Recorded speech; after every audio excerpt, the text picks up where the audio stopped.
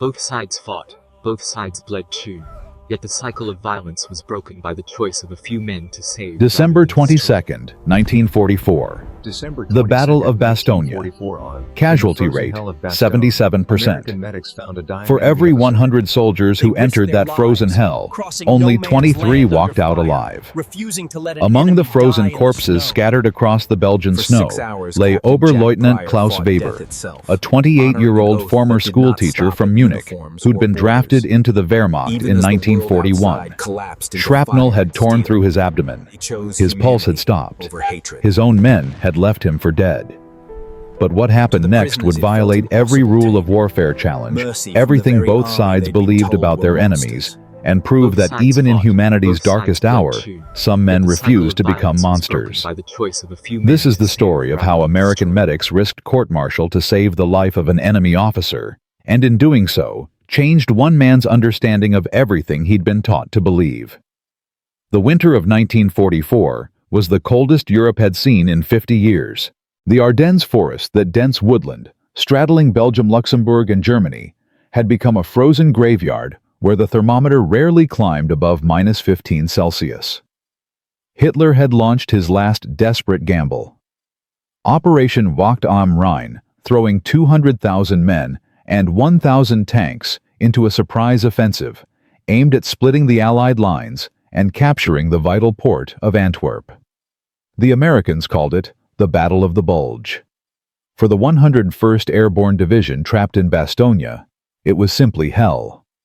By December 22nd, the situation was catastrophic.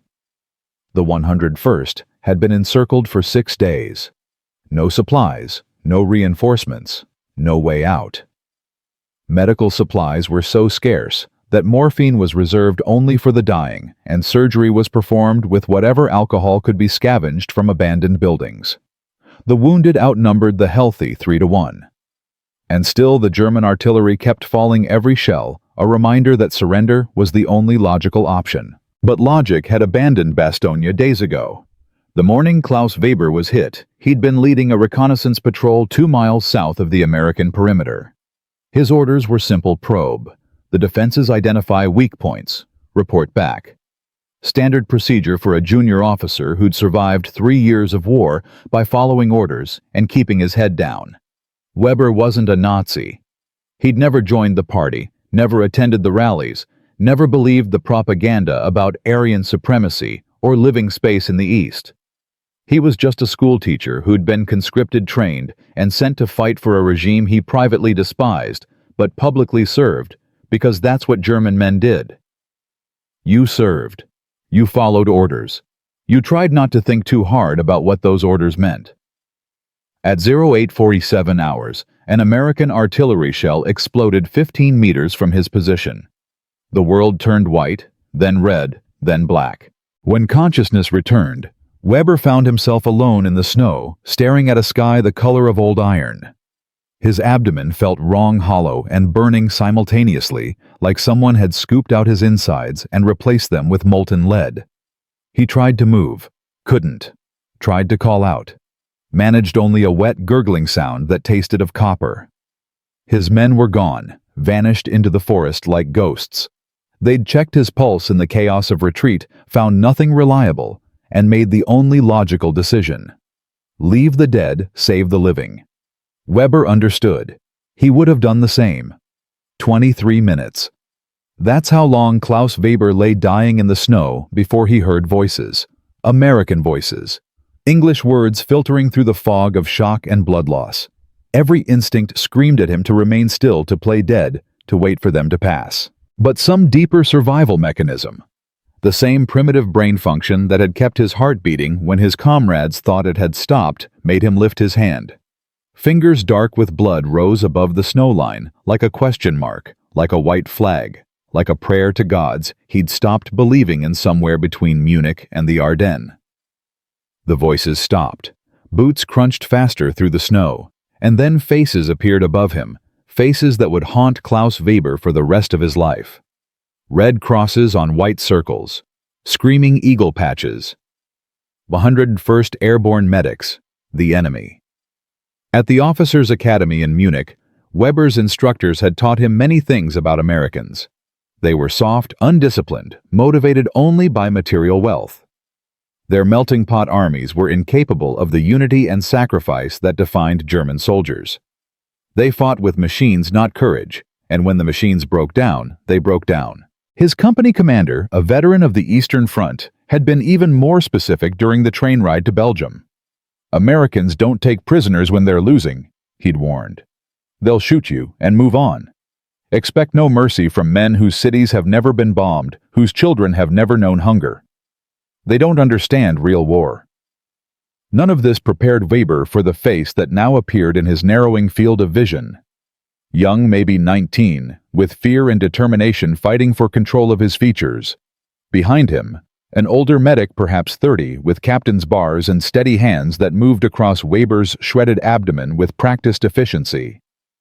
A third American spoke rapid English into a radio handset, calling for a stretcher for plasma, for things Weber didn't understand, but instinctively recognized as his only chance at survival. Weber tried to speak to explain that he was the enemy, that there must be some mistake, that they should leave him and save their own. What came out was a sound like tearing cloth wet and terrible blood bubbling over his lips. The older medic locked eyes with him and said something in a voice that cut through the chaos like a knife through fog. Later, much later, Weber would learn the words were, "Stay with me, son." At that moment, they were pure sound, pure intention, and they meant, "You are not dying here, not on my watch, not while I still have hands and breath and the will to fight death itself." The medics lifted him. The sky wheeled overhead. Pain exploded through his core, white-hot and total, a supernova of agony that should have killed him, but somehow didn't. And then he was moving through smoke and snow carried on canvas, between four sets of hands that somehow impossibly didn't drop him, despite the crack of rifle fire that pursued them across no man's land. Captain Jack Pryor had been a country doctor in rural Pennsylvania before the war. His practice had consisted mainly of delivering babies, setting broken bones, and treating pneumonia in farm workers who couldn't afford proper medicine. When Pearl Harbor happened, Pryor was 33, married with no children, and exempt from the draft due to his essential civilian role. He enlisted anyway. Not out of patriotism, though he loved his country. Not out of hatred for the enemy, though he despised fascism. He enlisted because he'd taken an oath when he became a doctor. An oath that said he would preserve life wherever he found it. And he believed that oath didn't stop mattering just because the world had gone insane. Now, crouched in a cellar beneath a shattered bakery in Bastogne, with German artillery shaking plaster dust from the ceiling, and a dying enemy officer on his operating table, Pryor was about to prove exactly how seriously he took that oath. The surgery began at 1400 hours, and would last until the winter dark was full and absolute. There was no anesthesia to spare for prisoners. Pryor had made that clear to his staff, though not mercifully in German. But there was morphine, blessed American morphine that flooded Weber's system, and turned the world soft at the edges, transforming the cellar into something dreamlike and unreal. Through the haze, Weber watched Pryor work. Watched those steady hands cut away shredded uniform, expose the wound, assess the damage with eyes that had seen too much death to be surprised by any horror the human body could produce. Shrapnel had entered just below the ribs, punched through the peritoneum, lacerated the small intestine in 3 places, nicked the inferior vena cava, and lodged against the spine. It was by any reasonable medical standard a death sentence. Pryor got to work anyway. Weber had expected efficiency from American doctors. They had the supplies after all the unlimited resources of a nation that had never known hunger or real destruction. What he hadn't expected was the care. Pryor worked as though Weber were his brother, his son, his commanding officer. When a shell hit close enough to make the candles flicker and everyone flinch, Pryor didn't even look up. His fingers continued their delicate work inside Weber's abdomen, suturing torn intestine, clamping bleeders, packing the wound with sulfa powder, while the world tried to end above them. This wasn't the mechanical efficiency of a man following protocol. This was something else entirely. This was a man who believed that every life had value, even enemy lives, even when saving those lives cost time and supplies and energy that could have been spent on his own soldiers. At some point, Weber realized he was crying. Silent tears that ran down his temples into his sweat-damp hair. Not from pain. The morphine had wrapped that in cotton wool. From something else. From the fundamental wrongness of being saved by the people he'd been sent to kill. In the corner of the cellar, a young private sat writing a letter home by candlelight. The scratch of his pen was audible in the lulls between artillery strikes. He was writing about Bastogne, about the siege, about the cold, and the shortage of everything except German shells. He didn't look at Weber once. The prisoner was just another casualty, another piece of work to be done in a war that had long since stopped being about individuals and had become about endurance, about putting one foot in front of the other until the thing was finished. Weber drifted in his morphine dreams. He was back in Munich before the war, walking through the English garden with a girl named Hannah, who'd smiled at his jokes and never asked him about politics. He'd joined the Wehrmacht because it seemed like duty, like what young men did, like a job that would end and allow him to return to a normal life. The propaganda had come later. The rallies, the speeches, the gradual narrowing of the world into us and them, civilization and barbarism, the Reich and chaos. But here in this cellar under Bastogne, with American hands inside his body, keeping him alive, the categories collapsed. Here was a captain who'd taken an oath to preserve life and was keeping it even when that life wore the wrong uniform. Here were medics who'd risked bullets to drag an enemy officer to safety because that's what medics did, period, end of discussion. Here was the enemy, and they looked like Weber's cousins, sounded like the American exchange students he'd met in Berlin in 1938, acted like men instead of the monsters he'd been trained to destroy. The surgery ended sometime after 2,000 hours. Pryor stepped back, peeled off his bloody gloves, and issued rapid orders about observation schedules and infection protocols. Then he did something that would replay in Weber's memory for the rest of his life. He placed one hand on Weber's shoulder just for a moment and said something in English that the prisoner didn't understand but felt in his bones. An acknowledgement. A recognition of shared humanity. A benediction that crossed all the artificial boundaries of nation and uniform and ideology. Then Pryor was gone, moving to the next patient, and Weber was left in a corner with a blanket that smelled like mothballs and American cigarettes alive, when he should have been dead, saved, when he should have been abandoned, forced to confront the possibility that he'd spent 3 years serving a lie. Weber survived the night, then the next night, then the week. Each morning he woke expecting to find himself in a POW cage, freezing in the open air with 1,000 other German prisoners, sharing one loaf of bread between 10 men. Instead, he remained in the cellar-turned-aid station, monitored hourly by medics who changed his dressings, checked his temperature, and treated him with the same careful attention they gave their own wounded. The morphine continued. The sulfa powder prevented infection. And slowly, impossibly, his body began to heal. On December 26th, Patton's tanks broke through the German encirclement. The rumble of American armor shook the cellar foundations. Above ground, soldiers celebrated with whiskey and cigarettes, and the profound relief of men who'd expected to die, but hadn't. Weber lay in his corner listening to the jubilation, understanding that for him, the war was over. He'd survived. But everything he thought he knew about the enemy had died in that cellar under Bastogne. The problem was Captain Jack Pryor. Not Pryor himself, but what he represented. Because if an American doctor would spend 6 hours saving an enemy officer's life while his own men died waiting for medical attention, if American medics would risk court-martial carrying a German through rifle fire, if the soft, undisciplined, materialistic Americans could show more humanity than the Reich that claimed to represent European civilization, then what did that say about everything Weber had been taught? The cognitive dissonance was physically painful, worse than the healing wound in his abdomen. He'd spent 3 years serving a regime that preached Aryan superiority, that claimed Germans were the master race destined to rule Europe, that portrayed their enemies as subhuman mongrels, incapable of honor or mercy. And yet here he was alive, because those supposed mongrels had valued his life more than their own safety. The propaganda had been lies, which meant everything else might be lies too. The camps he'd heard whispered about. The massacres on the Eastern Front. The final solution that officers discussed in euphemisms when they thought no one was listening. If the Americans weren't monsters, maybe the Germans were. Weber was transferred to a field hospital on December 28th, loaded into an ambulance that smelled of disinfectant and old blood. The ride north through liberated Belgium gave him his first clear look at what the war had done. Villages reduced to rubble. Frozen corpses still scattered in fields where they'd fallen weeks ago. Columns of refugees trudging through snow, everything they owned piled on handcarts, faces hollow with hunger and loss. This was what the Reich had brought to Europe.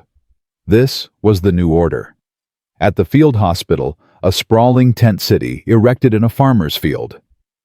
Weber encountered something that shattered what remained of his worldview. The hospital treated everyone. American soldiers with missing limbs lay in beds next to German prisoners with gut wounds. A British medic changed the dressing on a Waffen-SS officer's shrapnel injury with the same gentle efficiency he used on a GI from Brooklyn. The medical staff made no distinction. Wounded was wounded. Human was human.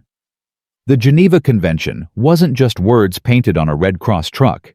It was real. The Americans actually believed in it. But if Weber was experiencing an ideological earthquake back in Germany, the tremors hadn't even registered yet. The Wehrmacht High Command knew nothing about Oberleutnant Klaus Weber or his transformation. They only knew the Ardennes offensive had failed, costing 100,000 casualties and destroying Germany's last strategic reserve. The war was lost. Everyone with 2 brain cells to rub together understood this. But the machine kept grinding forward, consuming men and material in a futile attempt to delay the inevitable. On January 12, 1945, the Soviets launched their winter offensive in Poland. 3 million men, 7,000 tanks, 40,000 artillery pieces. The Eastern Front collapsed like wet cardboard. By February, Soviet troops were 65 kilometers from Berlin. In the west, American and British forces had recovered from the Bulge and were preparing to cross the Rhine. Germany was being crushed between 2 massive pincers, and there was nothing anyone could do to stop it. Except continue fighting, continue dying, continue pretending that discipline and will could overcome industrial reality. Weber learned this from the other prisoners at the field hospital. Men who'd been captured more recently brought news of the collapsing fronts, the destroyed cities, the growing certainty that Germany would be utterly defeated. Some accepted it with resigned fatalism. Others insisted it was Allied propaganda, that wonder weapons were coming, that the Führer had a plan. Weber said nothing. He was too busy processing his own internal collapse to worry about Germany's external one. On January 15th, he was deemed stable enough for transport to a POW facility. The journey would take him from Belgium to France, then across the Atlantic to America, to a world so far removed from his previous experience, it might as well have been another planet. The transport ship departed Le Havre on January 28th. Weber shared cramped quarters with 200 other German prisoners, all of them stunned into near silence by what they'd seen and experienced. The ship itself was a Liberty ship, one of the mass-produced cargo vessels that America churned out at a rate of 3 per day. 3 per day. The number was incomprehensible. Germany's entire shipbuilding capacity couldn't match what one American shipyard produced in a week. And this was just one small example of the industrial disparity that had doomed the Reich from the beginning. The first meal aboard ship drove the point home with brutal clarity. Beef stew. Real beef chunks of actual meat in rich gravy. Potatoes that tasted like potatoes, not the ersatz garbage mixed with sawdust that German soldiers had been eating since 1942. Fresh bread, real butter. Coffee that was actually coffee, not roasted grain, pretending to be coffee. Weber stared at his tray, then at his fellow prisoners, then back at his tray. A sergeant from Hamburg missing his left arm from a wound at Normandy started laughing. High, slightly hysterical laughter that spread through the compartment like a contagion. The sergeant managed to gasp out between fits of laughter. Nobody disagreed. The cognitive dissonance was total. They'd been told Americans were weak, soft-spoiled by abundance. And here was the abundance so vast and casual, it was used to feed prisoners, enemy soldiers who'd spent years trying to kill Americans. If this was how they treated their enemies, how did they treat their own people? What kind of nation had Germany picked a fight with? The voyage took 9 days. 9 days of regular meals, clean bunks, medical care that was better than what most German soldiers received from their own army. 9 days of watching American sailors go about their duties with casual efficiency, joking with each other, complaining about their officers, the way soldiers everywhere complained, treating the prisoners not as dangerous enemies, but as defeated men who were no longer a threat. On February 6th, the ship docked in New York Harbor. Weber got his first glimpse of the Statue of Liberty through a porthole, that massive green woman holding her torch aloft, and felt something break inside him. Not his spirit. That had broken in the cellar at Bastogne. Something else.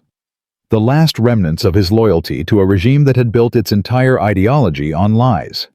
The POW camp in Kansas was Weber's final education in American abundance and the complete bankruptcy of Nazi ideology. The camp sat on flat prairie land that stretched to the horizon in every direction, land so vast and rich it made Germany look like a postage stamp.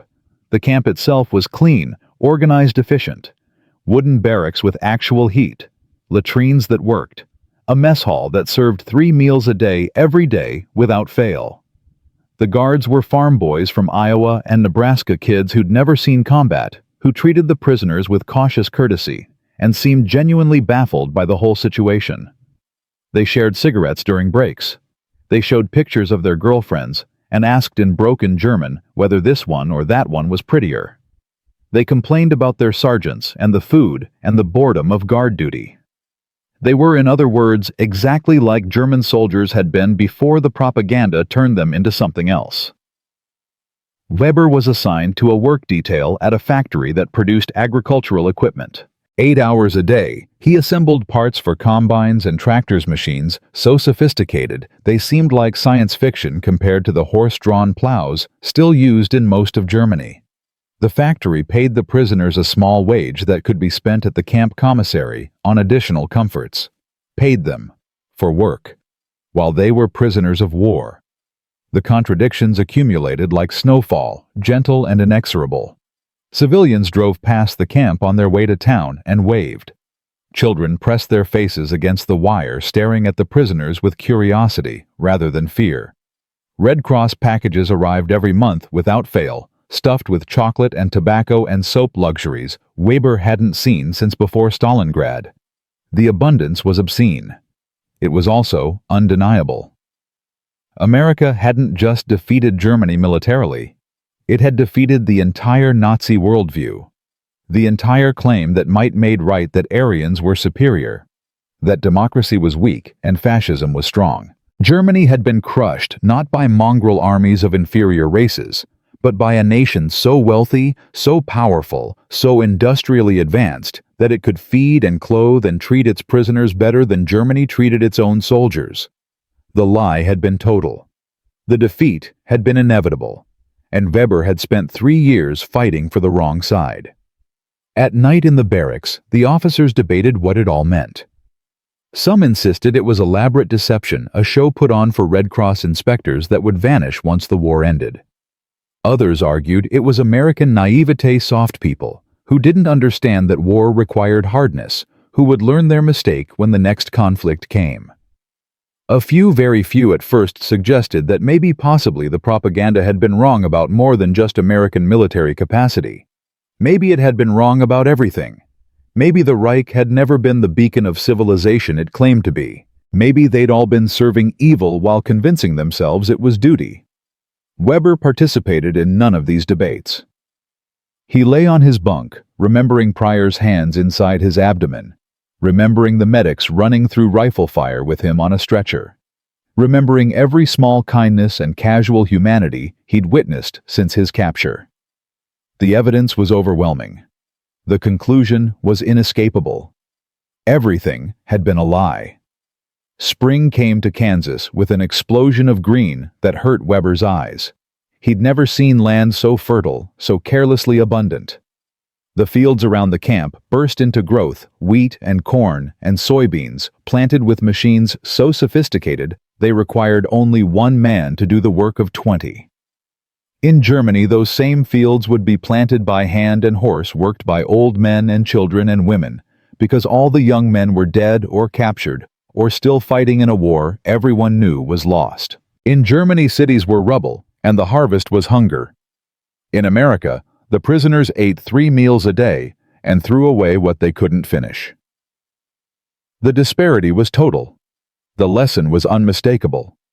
Germany had picked a fight with a giant and been crushed for its arrogance. On a Sunday in May, a local church group came to perform a concert. Lutherans, the same denomination Weber had been raised in before the Reich, had carefully managed religion into something toothless and compliant. The women wore summer dresses. The men wore suits that looked new. They sang hymns in English that Weber recognized from German hymnals, the same songs his grandmother had sung when he was a child before the war, before the propaganda, before everything good had been twisted into something monstrous.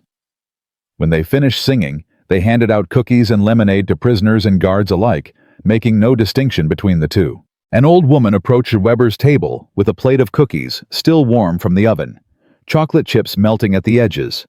She smiled at him, an ordinary smile without fear or hatred, and said something in English he didn't understand. But he understood the gesture. "Take one. Have 2. There's plenty." Weber took a cookie. It tasted like his grandmother's kitchen, like a world before the war. Like something that shouldn't exist in a universe where he'd helped destroy cities and kill men who'd never done him harm.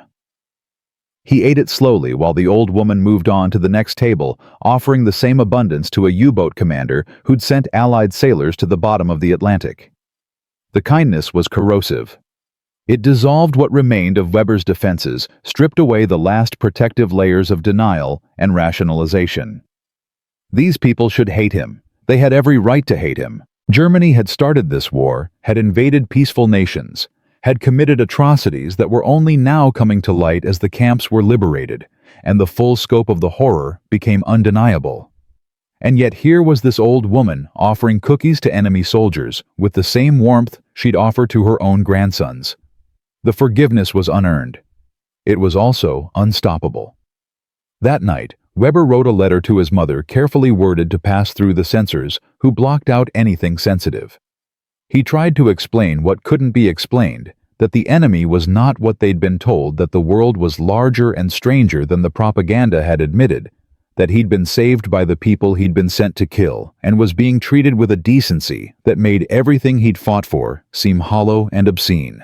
3 drafts later, he gave up and sent a version that simply said, "The Americans are not what we thought I am. Well, I am learning things I will explain when I come home." The censors let it through. Victory in Europe came on May 8, 1945. The prisoners learned about it from the camp loudspeakers, and the sudden relaxation of routines. Guards smiling and shaking hands, the sense that a weight had been lifted, even though it meant Germany's total defeat. Weber felt nothing. Just numbness, a strange floating sensation, as though he'd died at Bastogne after all. And this was some complicated afterlife, where the victors fed their enemies and expected nothing in return except work and obedience to reasonable rules. But then, the news from Europe began arriving in fragments. Letters from home, newspaper accounts, reports from newly captured prisoners who'd witnessed the final collapse. Berlin in ruins. The camps. The other camps, the ones prisoners had heard whispers about, but had convinced themselves were exaggerations, real and documented, and worse than the rumors had suggested. Millions dead. Not soldiers. Not combatants. Just people sorted into categories someone had decided were expendable, then murdered with industrial efficiency. The Reich that was supposed to last 1,000 years had made it 12, and in dying, it had revealed itself as history's greatest evil. Weber had known about the camps in the abstract way soldiers know about things that happen far from the front. Things under someone else's jurisdiction, someone else's responsibility. He'd told himself the stories were propaganda, that every nation did terrible things in war, that Germany was no worse than the rest. Now seeing the photographs American journalists had taken reading the testimony of survivors, he couldn't maintain the fiction anymore. He'd been part of this, not directly. He'd never guarded a camp, never rounded up civilians, never pulled a trigger except at armed soldiers. But he'd served the machine that built the camps. He'd fought to extend the Reich's reach, to buy it time to protect its ability to continue doing what it had been doing all along. His service had been complicity. His obedience had been collaboration. And the fact that he hadn't known the full scope only meant he'd chosen not to look. The guilt was crushing. It was also permanent. This was something he'd carry for the rest of his life, this knowledge that he'd worn the uniform of a genocidal regime and called it duty.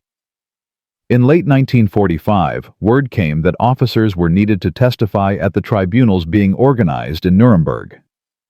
Not as defendants. Weber was small fish, a junior officer who'd followed orders without enthusiasm or distinction. But as witnesses to how the Wehrmacht had conducted itself, whether the Geneva Convention had meant anything when the uniforms were reversed. Weber volunteered before anyone asked him. It was the least he could do. The very least. And as he prepared for the journey back to Germany, back to the ruins of everything he'd once believed in, he thought about Captain Jack Pryor working by candlelight in a cellar under Bastogne, refusing to let an enemy die because he believed every life had value. That belief had saved Weber's body. Now Weber had to figure out how to save whatever remained of his soul. The real war he was beginning to understand wasn't the one fought with bullets and artillery. It was the one fought inside yourself, trying to reconcile what you'd done with who you wanted to be. Nuremberg. November 1946. Klaus Weber had survived. Bastogne survived the POW camp, survived the collapse of everything he'd believed in. He'd crossed the Atlantic as a prisoner and returned to Germany as a witness called to testify about the Wehrmacht's conduct and the treatment he'd received from American forces. The courtroom was massive and cold, designed to make individuals feel insignificant against the weight of law and history. Weber sat in the witness box wearing a borrowed suit, his uniform confiscated months ago, along with his illusions and his innocence. The judges sat elevated above him, representatives of nations that had crushed Germany so thoroughly that defeat felt less like a military outcome than a metaphysical fact. But this testimony wasn't about Germany's defeat. It was about one American doctor's decision to save an enemy's life, and what that decision revealed about the fundamental difference between civilization and barbarism.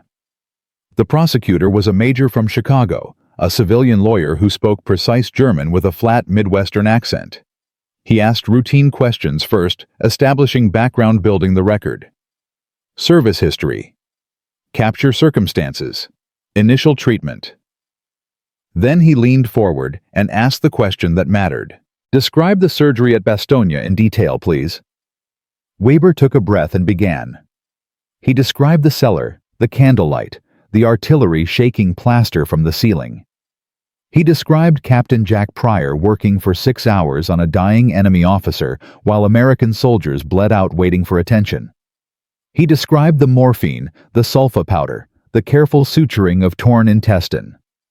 He described Pryor's hand on his shoulder afterward, that simple gesture of shared humanity that had destroyed 3 years of propaganda in a single moment. The courtroom was silent, except for Weber's voice and the scratch of the court reporter's pen. When he finished, the prosecutor nodded and asked the critical question. How did this treatment compare to what you'd been led to expect?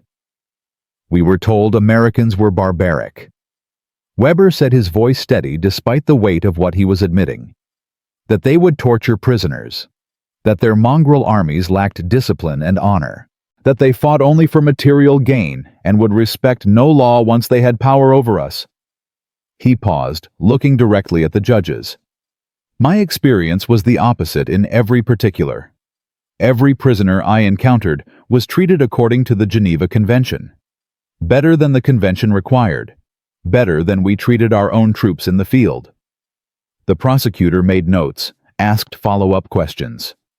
Weber answered them all, providing details about the transport ship, the POW camp in Kansas, the church group with cookies, every interaction that had contradicted the lies he'd been fed.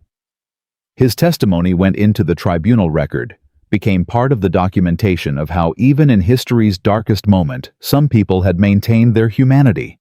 It wouldn't change the verdicts. Those were already written. But it would stand as evidence that moral choice persisted even when nations descended into barbarism. And more immediately, it would bring Weber face to face with a reality he'd been avoiding for 18 months. The full scope of what Germany had done was no longer deniable. As the tribunals progressed, evidence mounted in suffocating detail.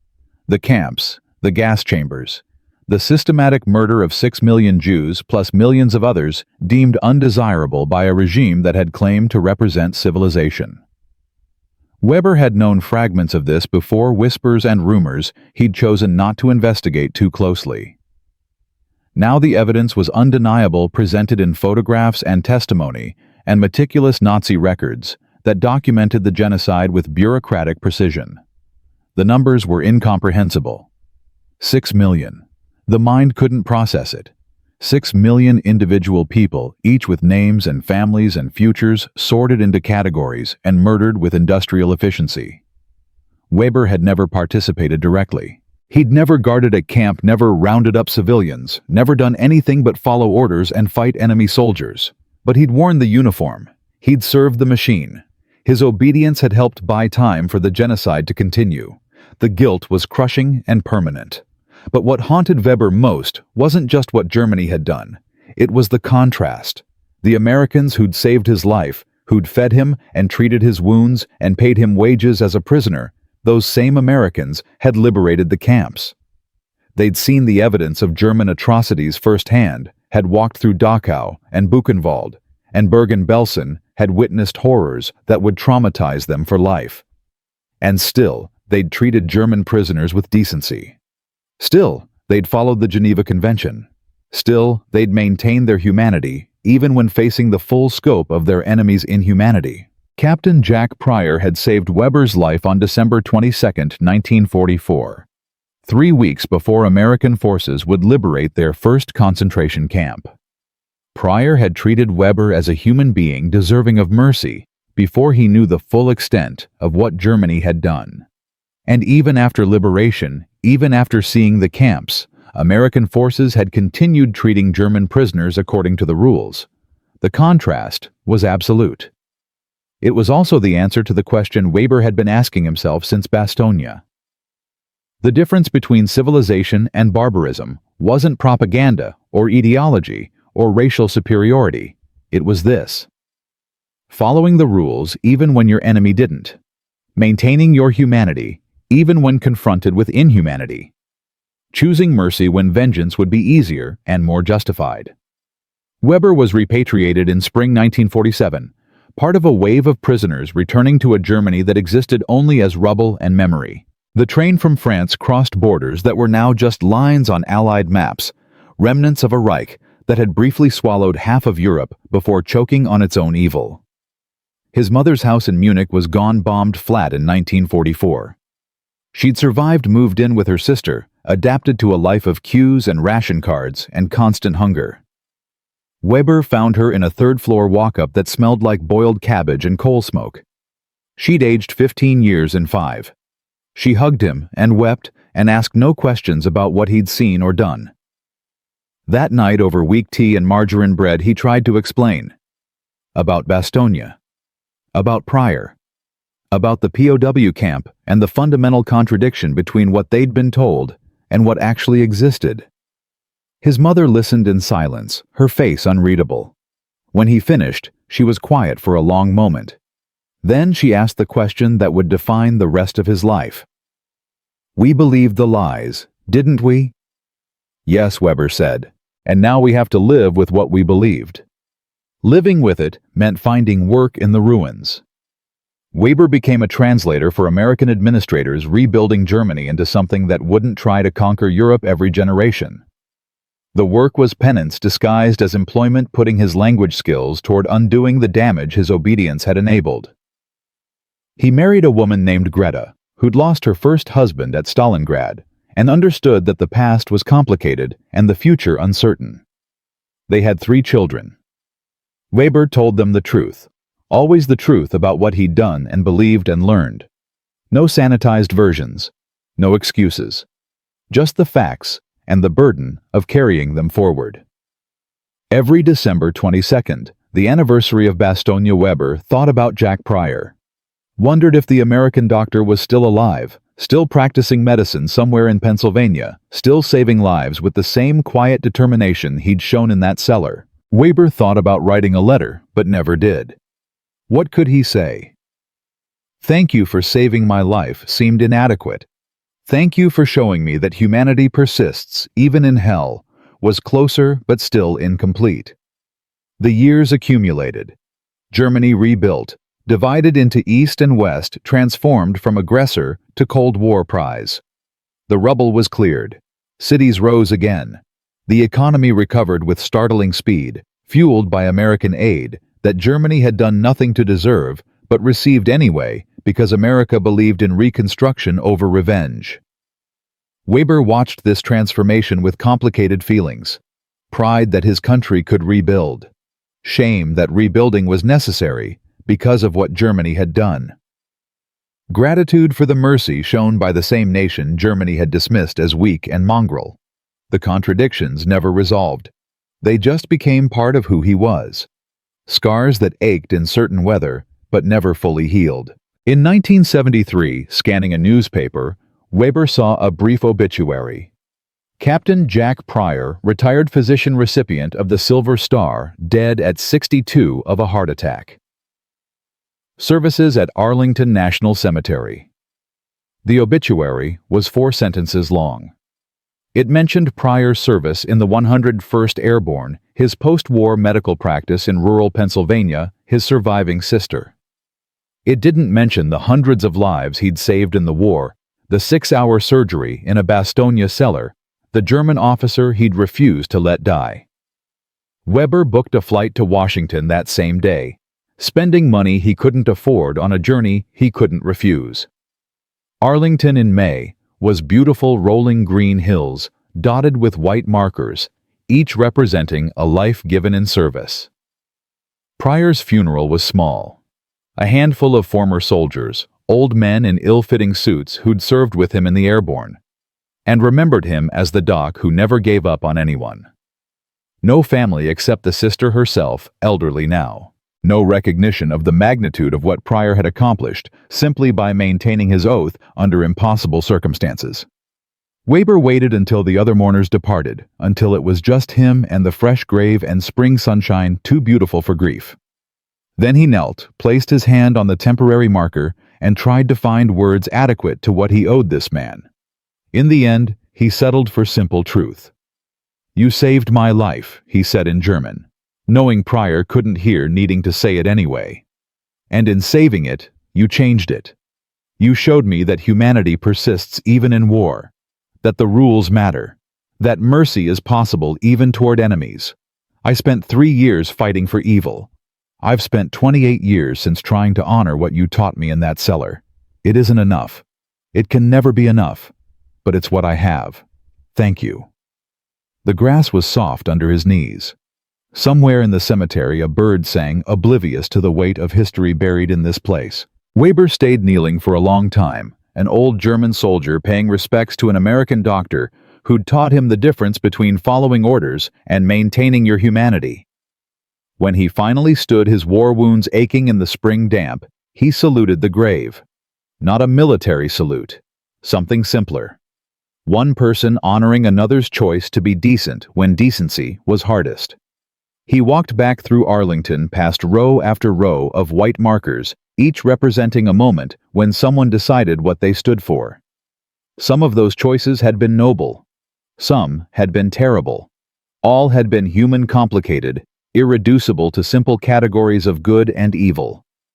Weber had spent 3 years fighting for evil, even if he hadn't fully understood it at the time. He'd spent 28 years trying to make that mean something, trying to live in a way that honored the mercy he'd been shown. It wasn't redemption. Redemption wasn't possible for what Germany had done, what he'd been part of even peripherally. But it was something. An attempt. A refusal to let Pryor's choice be meaningless. Flying back to Munich that evening, back to his wife and job, and careful ordinary life, Weber carried the memory of a cellar in Bastogne like a talisman. The memory of hands that had refused to let him die. The memory of a man who'd kept his oath when every other boundary had collapsed. That memory had sustained him through 3 decades of reckoning with what he'd been and what he'd served. It would sustain him through the rest of his life, becoming his answer to his mother's question. How do we live with what we believed? By remembering those who showed us differently. By honoring their example. By choosing every single day to believe that humanity persists even in darkness, even in war, even in the worst moments when everything pushes us toward becoming monsters. By telling the story so others might learn the lesson without having to experience the horror firsthand. Weber died in 1992, an old man in a unified Germany that would have seemed like fantasy to his 28-year-old self, bleeding in the snow at Bastogne. His children found his papers afterward. Letters from the war years. Newspaper clippings about the Nuremberg testimony. A photograph of the Kansas POW camp with margin notes identifying the men who'd changed his understanding of what enemies could be. A worn copy of the Geneva Convention passages, underlined annotations in the margins about the difference between law and morality, between following rules and choosing humanity. They donated everything to a museum collecting stories of reconciliation moments when the machinery of total war had broken down and something human had emerged through the cracks. The museum archived it all in boxes that researchers occasionally discovered using the fragments to write papers about military medicine, the treatment of POWs, the small choices that accumulate into moral meaning. But mostly, the papers sat undisturbed, a footnote to a larger story, a reminder that every war is made of individual moments and individual choices and individual people deciding what lines they won't cross.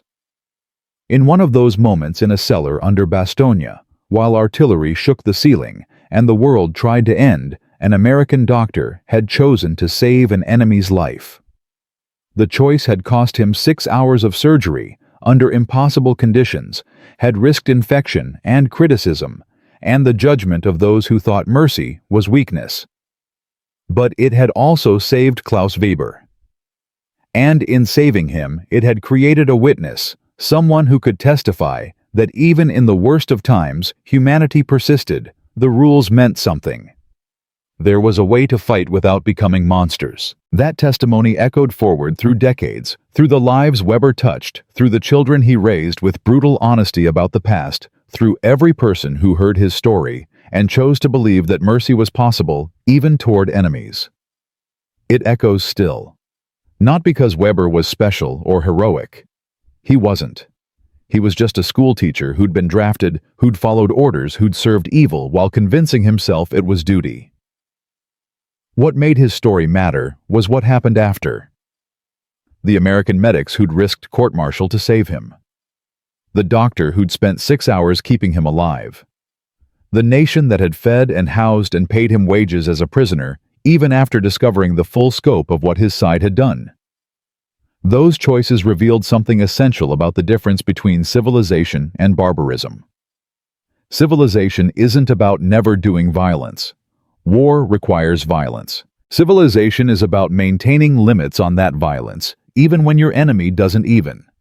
When you have every justification to abandon the rules, even when mercy seems like weakness and vengeance seems like justice. Jack Pryor had understood this in his bones, had lived it in that cellar, had kept his oath because he believed something larger than the war mattered. His choice had saved one German officer's body and over time his soul. But the ripples spread wider. Weber had raised 3 children who'd never worn a uniform, never saluted a dictator, never convinced themselves that following orders absolved them of moral responsibility. Those children had raised their own children with the same lessons. The story spread in quiet ways, person to person, generation to generation, a small light against the darkness of what humanity was capable of when it abandoned its better nature. This is what survives war. Not the victories or defeats, not the strategies or statistics, but the individual moments when someone chose differently, saw the enemy as human, maintained the rules when every pressure pointed toward abandoning them. Those moments echo forward, shaping the future in ways impossible to measure, but impossible to deny. Klaus Weber's life after Bastogne was his testimony to that truth, his answer to the question of how we live with what we've done and believed and been part of. We survive by remembering those who showed us different, by honoring their mercy, by choosing in our own small moments to be human instead of monstrous, merciful instead of merciless, capable of seeing enemies as people who might in different circumstances have been friends. We survive by believing that Jack Pryor was right, that the oath matters, that how we treat our enemies defines us more surely than how we treat our friends. The story of Klaus Weber should have ended in that cellar under Bastogne. A German officer, saved by an American doctor testimony given at Nuremberg, a life lived quietly in post-war Germany, trying to atone for serving the wrong side. A footnote in the vast machinery of World War II. One small example of mercy in an ocean of brutality. But history has a way of circling back on itself, of creating connections that seem too deliberate to be coincidence. And the final chapter of this story, the part almost nobody knows, reveals something profound about how individual choices echo across decades and generations in ways impossible to predict. Because what Jack Pryor did in December 1944 didn't just save one man's life. It set in motion a chain of events that would save thousands more in ways neither man could have imagined. This is the ending nobody saw coming. After returning to Germany in 1947, Klaus Weber spent the next 45 years living what appeared to be an ordinary life. Translation work for American administrators. Marriage to Greta. 3 children raised with brutal honesty about their father's past. A modest apartment in a rebuilt Munich that looked nothing like the city Weber remembered from before the war. He never sought attention, never wrote a memoir, never tried to profit from his story. The closest he came to public recognition was that single day of testimony at Nuremberg, and even that had been given reluctantly, a duty rather than a desire. To his neighbors, to his colleagues, to most people who knew him, Klaus Weber was simply a quiet man with sad eyes who worked hard and kept to himself. But privately, Weber had become something else entirely. A teacher. Not in the formal sense, he never returned to the classroom, but in the way that mattered. He told his story to anyone who would listen, not for sympathy or absolution, but as a warning and a lesson. He spoke at schools when invited, always emphasizing the same points. How easy it was to believe lies when everyone around you believed them. How following orders didn't absolve you of moral responsibility. How the enemy was never what the propaganda claimed. How one act of mercy from an American doctor had done more to defeat Nazi ideology than 1,000 bombs. The students would listen, uncomfortable but attentive, as this ordinary-looking man described his journey from believer to accomplice to witness. Some dismissed him as a guilt-ridden old man trying to cleanse his conscience.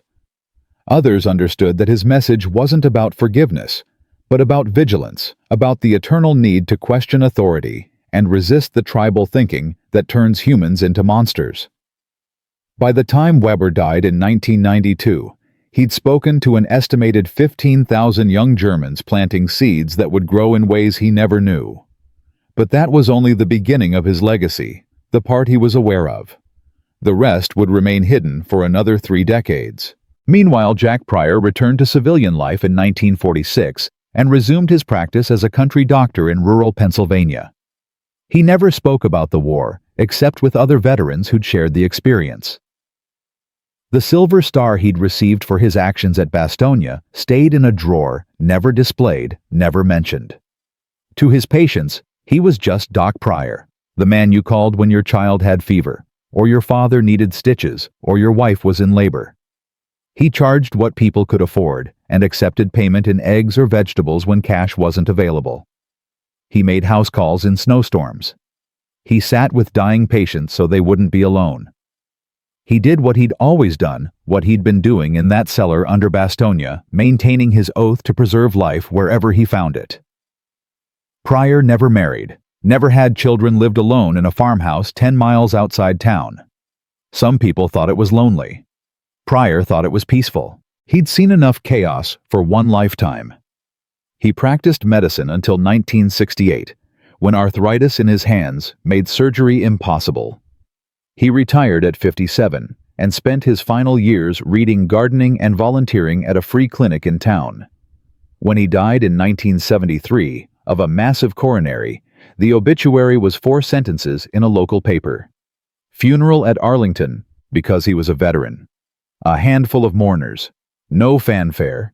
No recognition that this quiet country doctor had saved hundreds of lives during the war and thousands more during his practice. No mention of the German officer he'd refused to let die, or what that choice had meant, or the ripples it had created. Pryor would have preferred it that way. He'd never done any of it for recognition. He'd done it because it was right. But here's what nobody knew at the time, what wouldn't be discovered until 2004, when a historian researching POW treatment in World War II started connecting dots that nobody had connected before. The historian's name was Sarah Chen, a PhD candidate at Columbia University, working on her dissertation about Geneva Convention compliance during World War II. She'd been reviewing tribunal testimonies from Nuremberg when she came across Klaus Weber's statement about his treatment by American forces. It was compelling testimony, but not unique. Hundreds of German prisoners had described similar treatment. What made Weber's account stand out was a single detail he'd mentioned: the name of the doctor who'd saved him. Captain Jack Pryor, 101st Airborne Bastogne. Chen cross-referenced this with medical records from the 101st. She found Pryor's service file, his citations, his post-war address. And then she found something else: a series of letters Pryor had written to the families of soldiers who died under his care during the war. Standard practice for military doctors, nothing unusual there. Except one of the families Pryor had written to was the Mueller family of Milwaukee, Wisconsin. Their son, Private James Mueller, had died of wounds at Bastogne on December 23, 1944, the day after Pryor had operated on Klaus Weber. Chen almost missed the significance. It was only when she cross-referenced dates that she realized what it meant. Pryor had spent 6 hours operating on an enemy officer on December 22nd. While he was doing that, American soldiers were dying, including Private Mueller, who'd bled out from a leg wound that might have been treatable if Pryor hadn't been occupied saving a German. Chen felt sick reading the file. Had Pryor's decision to save Weber cost Mueller his life? Was this mercy or dereliction of duty? She dug deeper, found more medical records, more casualty reports. And what she discovered changed everything. Because Private James Mueller's son, born 3 months after his father's death, had grown up to become Dr. Robert Mueller, a trauma surgeon at Johns Hopkins. And Dr. Robert Mueller had trained a generation of military medics in advanced battlefield medicine techniques that had saved an estimated 12,000 lives in conflicts from Vietnam through Iraq. 12,000 lives traced back through one man to a father he'd never met, to a doctor who'd made a choice in a cellar in Bastogne. But the connections went deeper still. Chen kept pulling threads following lineages and influences across decades. Klaus Weber's daughter Anna had become a social worker specializing in conflict resolution. She'd worked with the UN in Rwanda after the genocide, helping reconcile Hutus and Tutsis, literally preventing future atrocities by teaching the lessons her father had taught her. Weber's grandson Michael had joined Doctors Without Borders and spent 15 years providing medical care in war zones, treating all sides without distinction, embodying the same principle Jack Pryor had demonstrated. Chen found 43 individuals directly influenced by either Weber or Pryor, whose work had measurably reduced suffering or saved lives. And that was just the people she could document. The actual number accounting for secondary and tertiary influences was incalculable. One choice in a cellar. 6 hours of surgery. One German officer saved. And the ripples had spread for 70 years, saving thousands of lives, preventing atrocities, teaching lessons about humanity that continued propagating through time. Chen published her findings in 2006 in the Journal of Military Ethics under the title Cascading Mercy: The Generational Impact of Wartime Medical Decisions. The paper received modest academic attention but didn't break into mainstream consciousness. Most people never heard about it. Klaus Weber had been dead for 14 years. Jack Pryor for 33. Neither man ever knew about the connections Chen had documented. They'd made their choices not knowing the consequences, not expecting recognition, just trying to do what was right in an impossible situation. And that's perhaps the most important lesson of the entire story. We never know the full consequences of our choices. The mercy we show, the principles we maintain, the humanity we preserve even when circumstances make it difficult. These things echo forward in ways impossible to predict or measure. Pryor saved Weber. Weber taught 15,000 students. Those students raised children who never learned to hate. Some of those children prevented conflicts. Some saved lives. Some simply treated strangers with decency. And the chain continues unbroken, unmeasured, infinite. Military historians now recognize Pryor's decision at Bastogne as a case study in ethical leadership under pressure. It's taught at West Point, at military medical schools, at officer training programs around the world. Not as an example of a successful surgery, though it was that, but as an example of maintaining principles when everything argues for abandoning them. When resources are scarce, when your own people are dying, when the enemy has proven they won't honor the same rules. That's when principles matter most.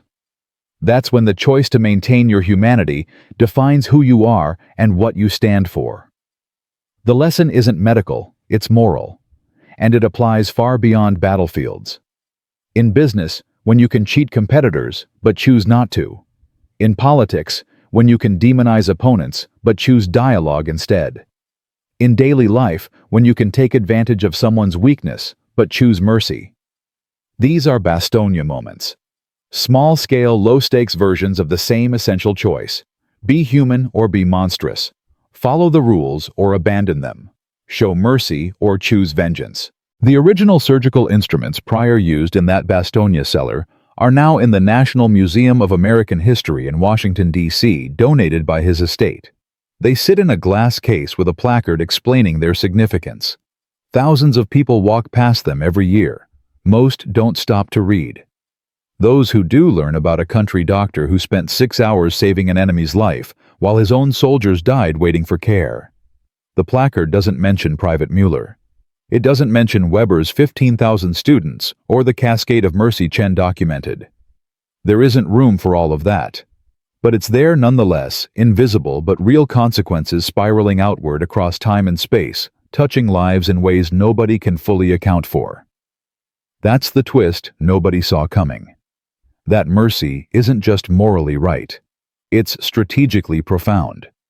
It creates ripples that spread further and last longer than violence ever could.